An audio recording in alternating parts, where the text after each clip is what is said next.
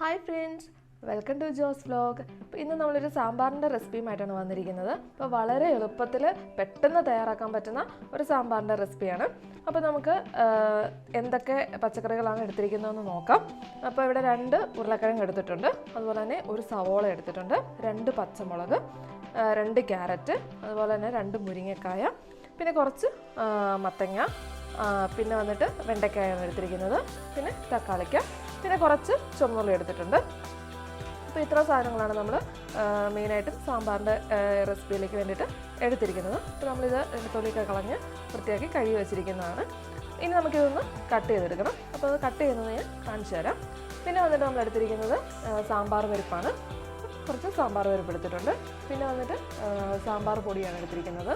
അപ്പം ഇത് നമ്മൾ ഒരു 4-5 ടേബിൾ സ്പൂൺ ഉണ്ട്. അപ്പോൾ അത് ഇത്രയും പച്ചക്കറിയിലേക്ക് ഈ ഒരു 4-5 ടേബിൾ സ്പൂൺ സാമ്പാർ പൊടിയുടെ ആവശ്യമുള്ളൂ. പിന്നെ വന്നിട്ട് നമ്മൾ ലാസ്റ്റ് കടുക് തളിക്കാൻ വേണ്ടിയിട്ട് എടുത്തിരിക്കുന്നത് 1 ടേബിൾ സ്പൂൺ കടുക് എടുത്തിട്ടുണ്ട്. അതുപോലെ തന്നെ ഒരു 2 കറിവേപ്പില, 2-3 ചുവന്ന മുളക്, പിന്നെ ഒരു 3-4 അല്ലി ചുവന്നുള്ളിയാണ് എടുത്തിരിക്കുന്നത്. പിന്നെ നമ്മളിതിലേക്ക് സാമ്പാർ പൊടിയുടെ കൂടെ തന്നെ നമ്മൾ കുറച്ച് കായപ്പൊടിയും കൂടെ ആഡ് ചെയ്യുന്നുണ്ട്. ഒരു 1/2 ടേബിൾ സ്പൂണൊക്കെ മതിയാവും. അപ്പോൾ അതും കൂടെ നമ്മൾ എടുക്കുന്നുണ്ട്. അപ്പോൾ നമുക്കിത് വെജിറ്റബിൾസ് ഒക്കെ ഒന്ന് കട്ട് ചെയ്തെടുക്കാം.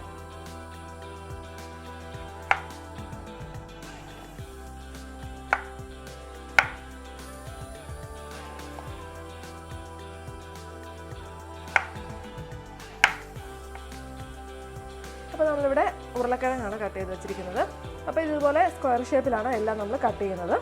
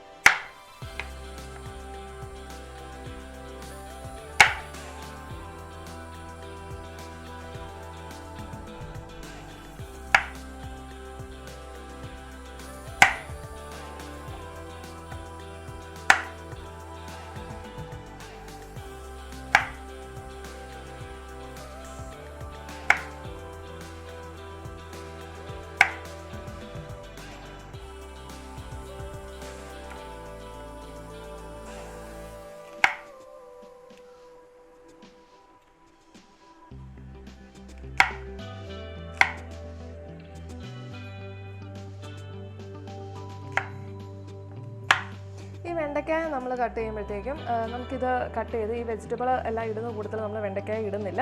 കാരണം ഈ വെണ്ടയ്ക്കായ്ക്ക് പൊതുവെ ഒരു ഇഴച്ചിൽ പോലെ ഉണ്ട്. അപ്പോൾ നമ്മളത് കറിക്കത് അത്ര ടേസ്റ്റ് ആവത്തില്ല. അപ്പോൾ നമുക്കിത് സെപ്പറേറ്റ് ചെയ്തൊന്ന് ഫ്രൈ ചെയ്ത് മാറ്റി വെക്കാം. എന്നിട്ട് ലാസ്റ്റ് കഷ്ണങ്ങളെല്ലാം വെന്ത് കഴിയുമ്പോൾ മാത്രം നമ്മൾ ഈ ഫ്രൈ ചെയ്ത് വെച്ച വെണ്ടയ്ക്ക ചേർക്കുന്നുള്ളൂ. ഇത് നമ്മൾ ഏറ്റവും ലാസ്റ്റാണ് ഇടുന്നത്.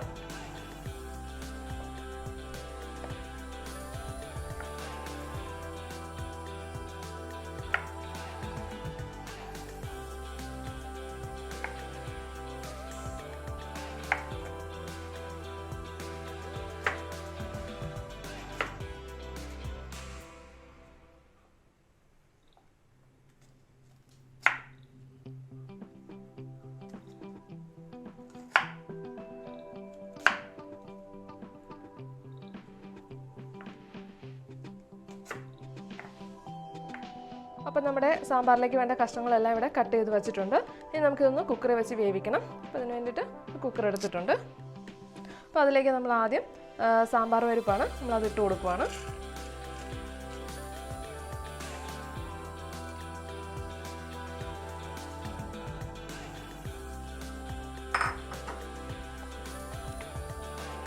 ഇനി അതിലേക്ക് കുറച്ച് ചുവന്നുള്ളിയാണ് നമ്മൾ ആഡ് ചെയ്യുന്നത്. ചുവന്നുള്ളി ചേർത്തിട്ടും കുഴപ്പമില്ല, പക്ഷേ ചുവന്നുള്ളി ചേർക്കുന്ന ഒരു പ്രത്യേക ടേസ്റ്റാണ്. അതുകൊണ്ട് ഒരു 10-12 അല്ലി ചുവന്നുള്ളിയാണ് എടുത്തിരിക്കുന്നത്. പിന്നെ വന്നിട്ട് 2 പച്ചമുളക്. ഇനി നമ്മൾ കട്ട് ചെയ്ത് വെച്ചിരിക്കുന്ന വെജിറ്റബിൾസ് എല്ലാം ഇട്ട് കൊടുക്കുക.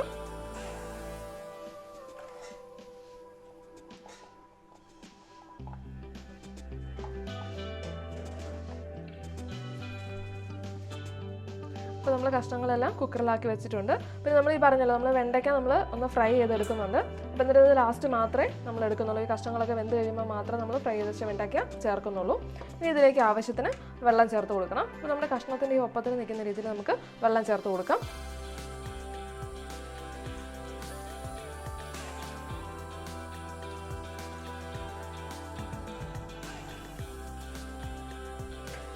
അപ്പോൾ ഇത് മതിയാവും വെള്ളം. ഇനി നമുക്കിതൊന്ന് അടച്ചു വെച്ച് വേവിക്കാം. അപ്പോൾ ഒരു 4 വിസിലെങ്കിലും അടിക്കണം. അപ്പോൾ 4 വിസിലാണ് ഇത് നന്നായിട്ട് അന്നേരത്തേക്കും വെന്ത് കിട്ടും. അപ്പോൾ നമുക്കിനി വെണ്ടയ്ക്കായ ഒന്ന് ഫ്രൈ ചെയ്തെടുക്കാം.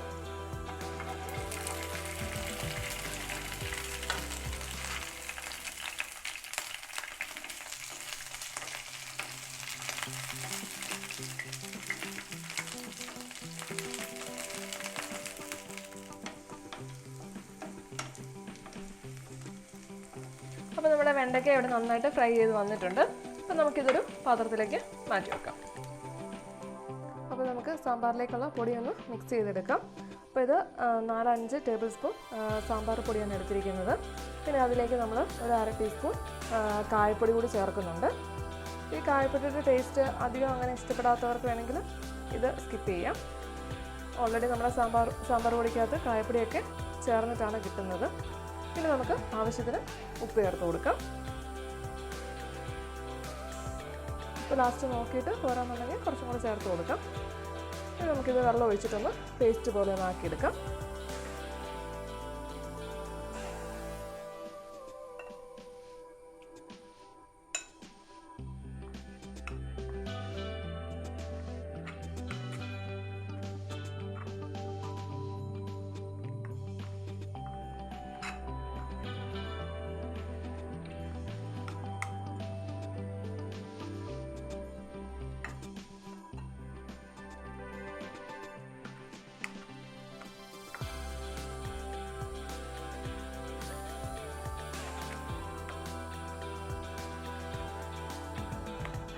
അപ്പോൾ ഇത് മതി. നമ്മൾ പേസ്റ്റ് പോലെ ആക്കിയിട്ടുണ്ട്. അപ്പം നമ്മുടെ സാമ്പാറിനുള്ള കഷ്ണങ്ങളൊക്കെ ഇവിടെ നല്ലതായിട്ട് വെന്ത് വന്നിട്ടുണ്ട്. അപ്പോൾ ഞാനൊന്ന് ചെറുതായിട്ടൊന്ന് ഉടച്ചു കൊടുത്തായിരുന്നു.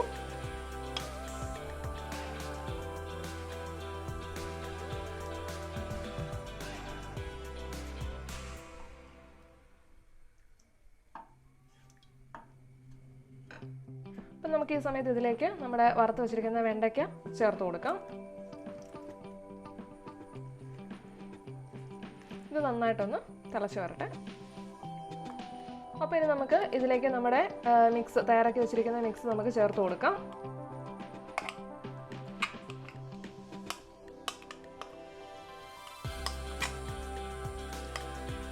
ഈ സമയത്ത് നമ്മുടെ സാമ്പാർ ഇങ്ങനെ കുറുക പോലെയൊക്കെയാണ് വന്നിരിക്കുന്നത്. കുറച്ചുകൂടെയൊക്കെ വെള്ളം വേണം എന്ന് തോന്നുന്നവർക്ക് നമുക്ക് ഈ മിക്സിൻ്റെ കൂട്ടത്തിൽ കുറച്ചും കൂടെ വെള്ളമൊക്കെ ചേർത്ത് കൊടുത്ത് നന്നായിട്ടൊന്ന് തിളപ്പിച്ചെടുത്താൽ മാത്രം മതി.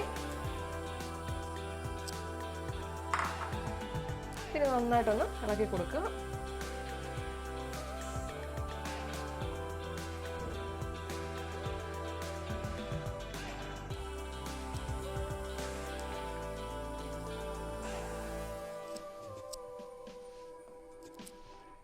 ഇനി ഈ പൊടിയുടെ പച്ചമണമൊക്കെ ഒന്ന് മാറി നന്നായിട്ടൊന്ന് തിളച്ച് വരണം.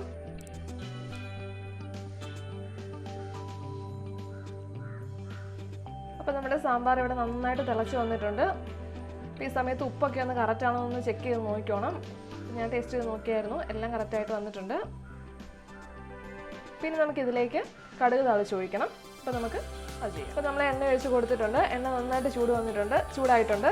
അപ്പോൾ നമുക്കിതിലേക്ക് കടുക് ഇട്ട് കൊടുക്കാം.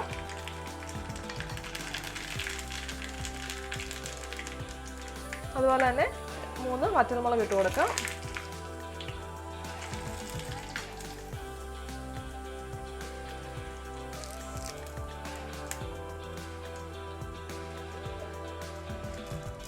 പിന്നെ കുറച്ച് കറിവേപ്പില ഇട്ട് കൊടുക്കാം. 2 ചുവന്നുള്ളി അരിഞ്ഞതും കൂടി ചേർത്തു. അപ്പോൾ നമുക്ക് സാമ്പാറിലേക്ക് നമ്മുടെ കടുക് താളിച്ചത് കൂടെ ചേർത്ത് കൊടുക്കാം.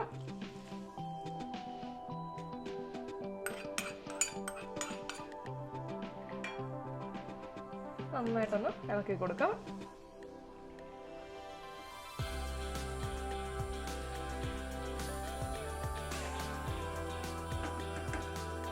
നമ്മുടെ സാമ്പാർ റെഡി ആയിട്ടുണ്ട്. നമുക്കൊരു പാത്രത്തിലേക്ക് മാറ്റാം. അപ്പോൾ നമ്മുടെ നാടൻ സ്റ്റൈലിലുള്ള സാമ്പാർ റെസിപ്പി ഇവിടെ റെഡി ആയിട്ടുണ്ട്. അപ്പം എല്ലാവരും റെസിപ്പി ഇഷ്ടപ്പെട്ടാൽ ട്രൈ ചെയ്ത് നോക്കുക. വളരെ എളുപ്പത്തിൽ നമുക്ക് ഉണ്ടാക്കാൻ പറ്റുന്നതാണ്. പിന്നെ നമ്മൾ ഇതിനകത്ത് പുളിയൊന്നും ചേർത്തില്ല കേട്ടോ. കാരണം എന്താണെന്ന് ചോദിച്ചു കഴിഞ്ഞാൽ നമ്മൾ എടുത്ത തക്കാളിപ്പഴത്തിന് നന്നായിട്ട് പുളി ഉള്ളതുകൊണ്ട് നമ്മൾ ഇതിനകത്ത് എക്സ്ട്രാ പിന്നെ പുളി ഒഴിച്ചില്ല. അപ്പോൾ പുളി ചേർത്ത് ഉണ്ടാക്കുന്നവരുണ്ട്, അതുപോലെ തന്നെ തേങ്ങ അരച്ച് വറുത്തരച്ച് വെക്കുന്നവരുണ്ട്. അപ്പോൾ അങ്ങനെ പല രീതിയിൽ നമുക്ക് വെക്കാൻ പറ്റും. ഇത് ഏറ്റവും സിമ്പിളായിട്ടുള്ള മെത്തേഡാണ്. നമുക്ക് എല്ലാവർക്കും ഉണ്ടാക്കി നോക്കാൻ പറ്റുന്ന എളുപ്പത്തിലുള്ള നല്ല ടേസ്റ്റി ആയിട്ടുള്ള റെസിപ്പിയാണ്.